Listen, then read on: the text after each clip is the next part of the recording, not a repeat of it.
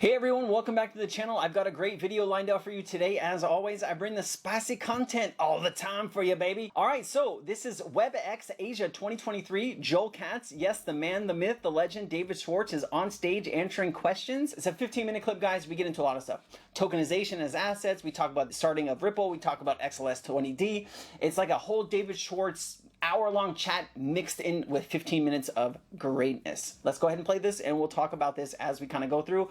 I'll try not to stop too much, guys, because it is really a good conversation, and I'll only kind of pause it when I have to add some context or any information that you might want to know, okay? Let's start the show, baby. Let's start the show.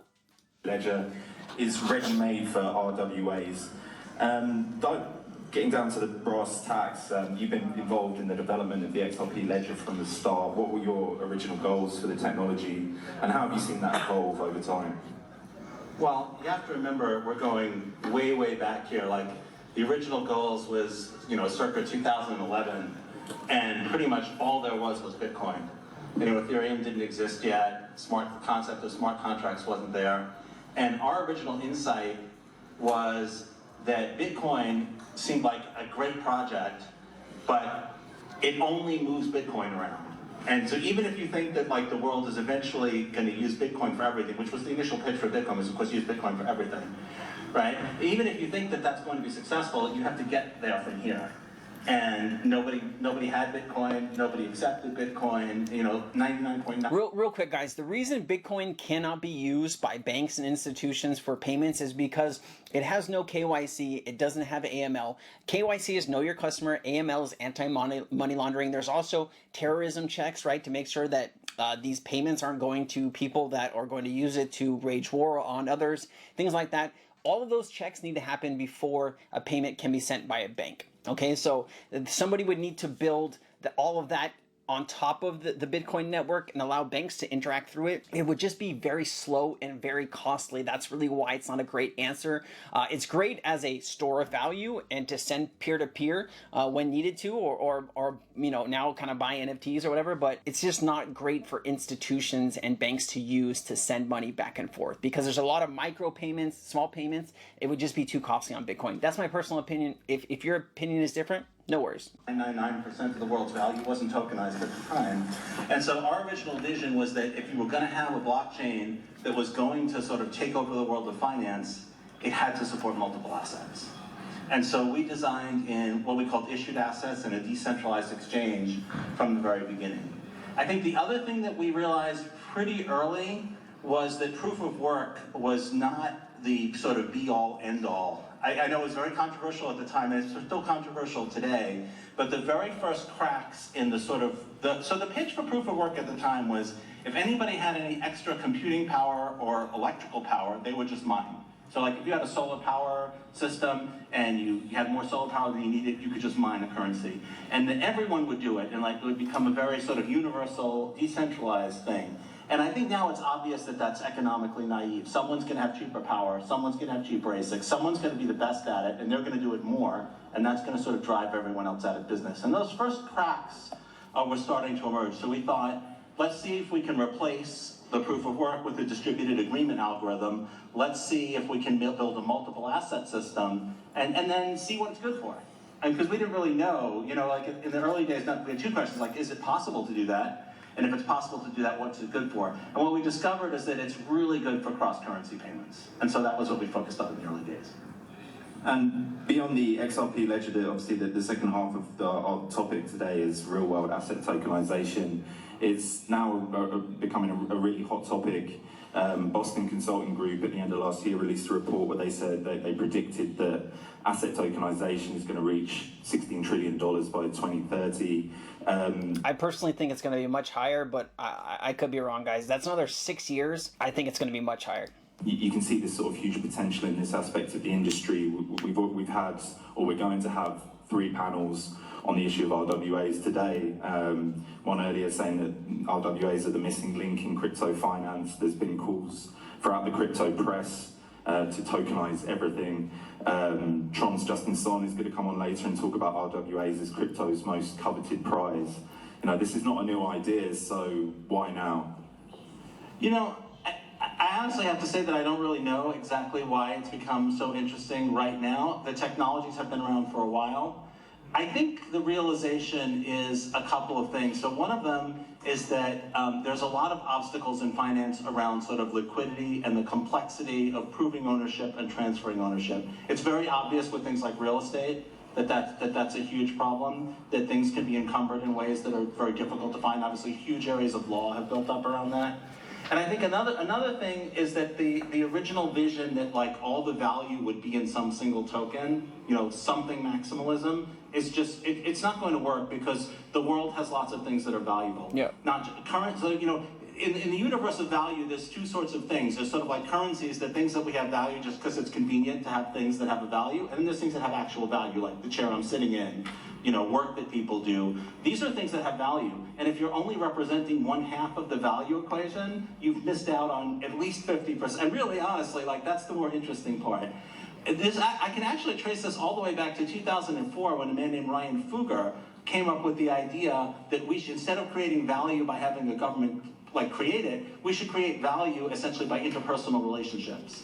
So like if I do something for you and you owe me one, that's some value that I've created. And it's that sort of model that things in the real world that have value, right? We don't need to invent new things. We can invent new things that have value for convenience, but let's not forget, everything in the world that we use in value has value. And it makes sense that we should be able to like operate on it as easily as we operate on artificial things that have value just for sort of the convenience of the financial system. And one other kind of really big aspect of... Hold on, before we get into this, the reason I believe that it will be more than 16 trillion in tokenized asset before 2030 is because quantum computing is hitting the mainstream now. And as bad players get their hands on quantum computing, I think the SWIFT system is going to go bye-bye.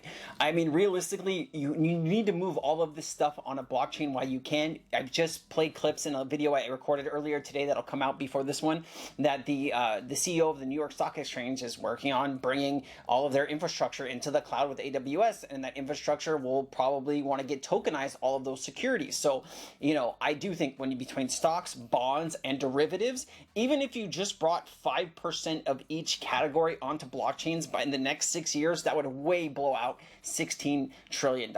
So I personally think it's going to be way higher, because if they have to move the system to the new system, the quantum financial system, which is blockchain, in a much faster path because of quantum computing, you're going to see all of this stuff become tokenized real quick. You're going to wake up one day and you're going to wake up the next day and it'll be tokenized. Real world asset tokenization, I think, is getting people excited, is that you see this potential that it can be a great... I left out real estate too, guys. $328 trillion in real estate. Sorry, I won't pause it again. Leveler, the fractalized nature of this financial instrument being a means to bring the little guy into investment in big ticket items such as fine art and real estate. Yep. That you mentioned previously. Do you see this as the point that RWAs can become the entry point for widespread democratization of access to capital? Good question. I certainly hope so.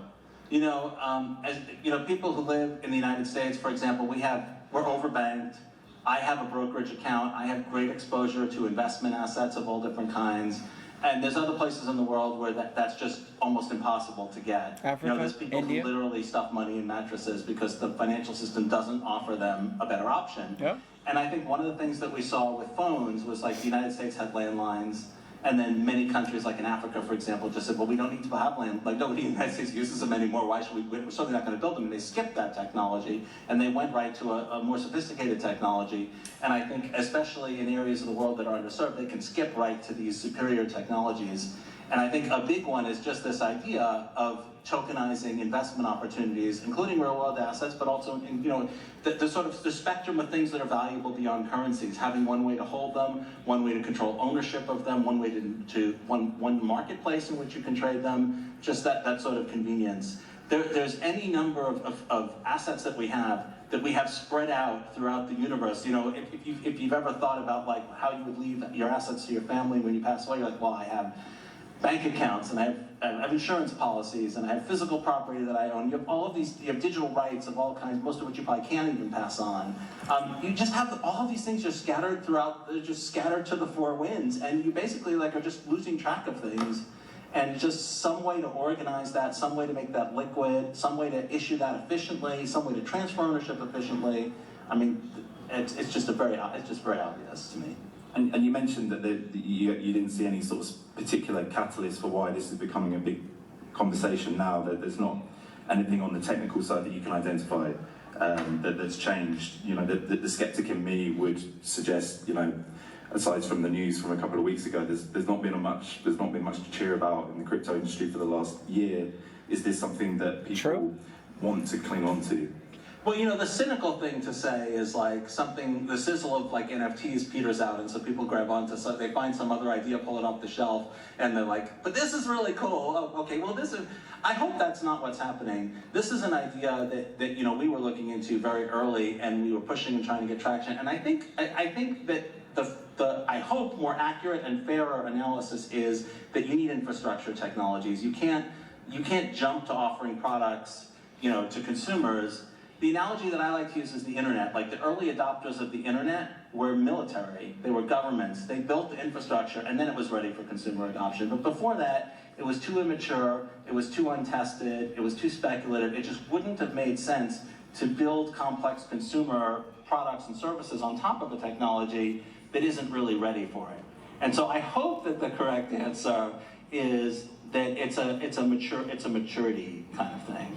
And I do think that you know, NFTs initially were they were aimed at very use cases that are almost frivolous. Now, I don't want to call, you know, collectibles frivolous, but they you know, not directly in the utility, but even NFTs are now aiming more towards they're becoming more like real world asset tokenizations. Like, you're seeing NFTs that are associated with physical objects. So I think it's a natural progression towards more mature use cases that more institutional and sort of more aimed at mass adoption, I hope.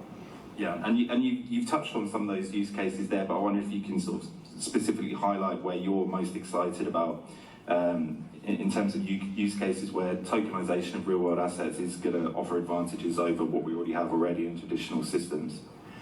Well, I'm going to give you an answer that's very personal to me. Settlement. It's not a Ripple answer. It's not an industry answer. I mean, you asked me what I'm the most excited about, and I'll take you very literally and just tell you something that I think is very exciting. There's a multi-trillion-dollar market in sort of digital rights, by which I mean movies that you may have purchased, video games, all kinds, books on Kindle. There is currently no good way to manage your portfolio of digital rights, or even know what digital rights you have. These marketplaces that have built up for the convenience of the marketplaces. So like, when a new movie comes out, there's maybe a 2-week window where I'll pay $21 to own that movie, and after that I'm going to rent it for less. But if I rent it if I buy it on a streaming service, and that streaming service raises their rates, or they're not the best streaming service for me, I've just lost. You know, 3 years from now, I might want to see the movie a second time. If I don't have the same streaming service, it's useless to me. So there's all kinds of inefficiencies in that particular marketplace, and I think tokenization is a perfect fit for it. I have to say now, putting my Ripple hat on more, I have to say, like, well, whereas a company very interested in are things like real estate, where there's high friction associated with transfer. Yep. And I would also call it carbon markets, where there's a huge problem with sort of proof of absence. Like, if you sell me some carbon offsets, the biggest problem I have is that you didn't sell that same capacity to somebody else. It's that proof of absence. And if you commit to performing all your transactions in a single online marketplace, then we have that proof of absence. Because anybody else who buys them from you knows that you only use this particular digital marketplace. And of course, a digital marketplace on a public ledger would be transparent. So I think those types of use cases are sort of the ones that we're more sort of officially interested in. But personally, the massive expansion of sort of rights to electronic things, as you probably know, like, many rights that were traditionally property rights have become sort of digital access rights. I'm sure you've heard about BMW, like, trying to charge you access for the heater in your car. I mean, like, it's a digital right. Or you buy something and then some feature is locked and you have to pay for that feature. Like, digital rights are becoming a significant fraction of the economy, and there is no way to manage them like we do for things like ownership of physical property or ownership of real estate. So that's interesting, very interesting to me personally. And going back to the XRP ledger specifically, well, why is the use of that ledger preferable for exploring these kind of use cases to the other options that are available out there? The XRP ledger was built from the very beginning starting from early 2012 as a multi-asset ledger, and as a fundamentally built around sort of the exchange of things that have value. So it has a decentralized exchange that's fundamentally integrated to the ledger. It has low transaction cost, high transaction speed. It doesn't have any form of MEV or anybody who can exploit sort of transaction ordering. And it's very streamlined. Because it doesn't have smart contracts, there's obviously this disadvantage of a reduction of flexibility, but the advantage of not having smart contracts is you don't have to worry about what a smart contract might do. If you could only manage RWAs through smart contracts, you would have to agree to some plethora of smart contracts, and you couldn't practically know what they all did. I'm sure you've heard stories of people who agreed to smart contracts that then stole NFTs from them. It is a more secure method. And I do have to admit, I concede it's not quite as flexible. We aimed at sort of 80% of the use cases, and if you have the sort of 20% that's more fringed, it might not be the ledger for you. But if you need a DEX, if you need NFTs, if you need the things that fit inside its feature set, it's a much better fit. You touched on the issue of decentralization there, and obviously one of the really exciting areas of RWAs is that issue of decentralization and the idea of being able to cut out the middleman. But one criticism often leveled at XRP is the relationship with Ripple Labs. How can you guarantee decentralization on the XRP ledger given the relationship there? Well, so there's nothing that Ripple Labs has that gives us any special control over the XRP ledger. It's not a proof of stake system. There's no compensation for validators. There's no way to, it's just not designed to extract value. The XRP ledger was designed for the stakeholders to be the people who use it. If you're submitting transactions to it, if you're using it for its capability, it's built for you.